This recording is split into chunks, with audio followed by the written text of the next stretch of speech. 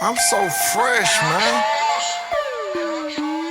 Man, y'all scared to do it how I do it. I'm in the club, high up park. What's up, my Fit fam? To all my followers, I want to thank you guys for all your support and kind words. You guys are truly the motivation to success and the momentum that we're gathering. I have my boy here, Rashidi, personal trainer in Houston, Texas. He's going to be helping me out a little bit, kind of modeling through the workout. The purpose of this video is pretty much I'm going to give you guys 5 strong, impactful tips on how to increase your bench press and on how to build and sculpt that chest muscle. So real quick thing about bench press, you got to understand that bench press is a compound movement, meaning that it targets more than one muscle group. However, my style of training, I always like to focus on one primary muscle. So the muscle at hand with this exercise that I want to focus on primarily is the chest muscles. I'm going to give you guys 5 quick tips on what you can do starting today to help improve your bench press up to 30%.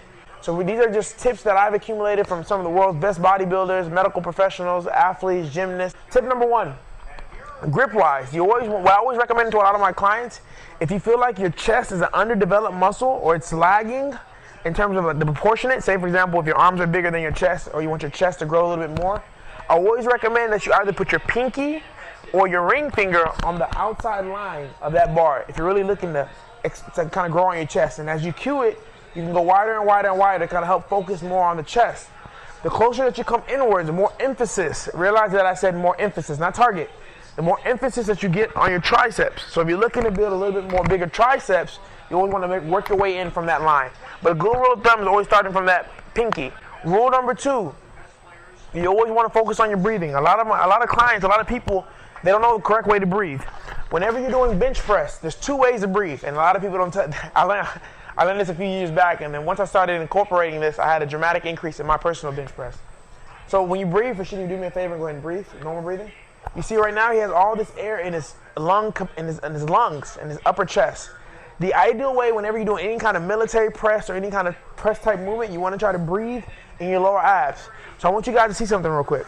Rashidi, breathe again for me, normal way. He expanded his chest, and now he decreased it. Now, I'm going to put my hand on his lower abs. Rashidi, I want you to breathe, but this time when you exhale, I want you to push my hand up through your lower abs.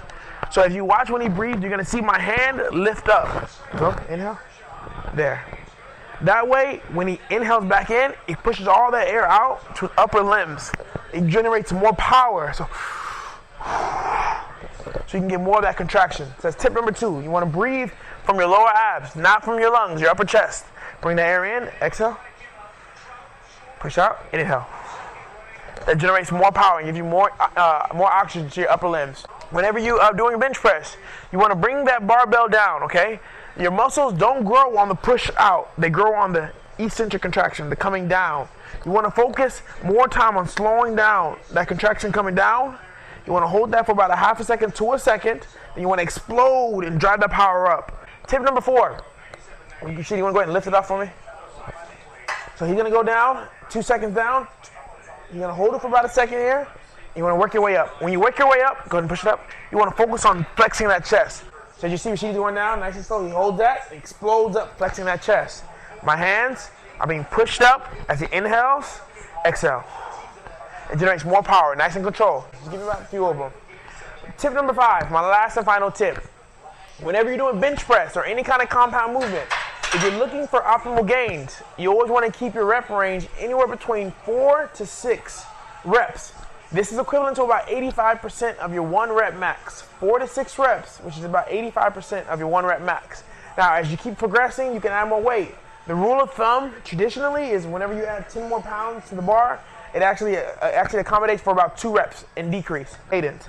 Another exercise that you can do, maybe when you're in bed or whenever you're, at the gym in between your sets, you can actually put a dumbbell or you can put like an ankle weight on your lower abs, and you can actually just practice on your breathing. So you go ahead, Rashidi, and back down. You always want to do this probably on a flat bench. This helps maximize and efficientize your breathing.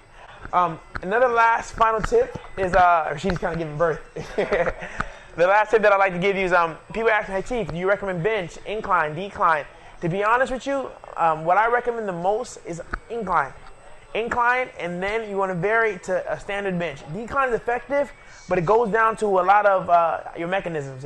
Don't forget, guys, to subscribe to this channel, and also Follow me on Instagram, Twitter, Facebook. I'm on all of it. It's Chief_Oniya. I'm out. Thank you, Rashidi. I appreciate it.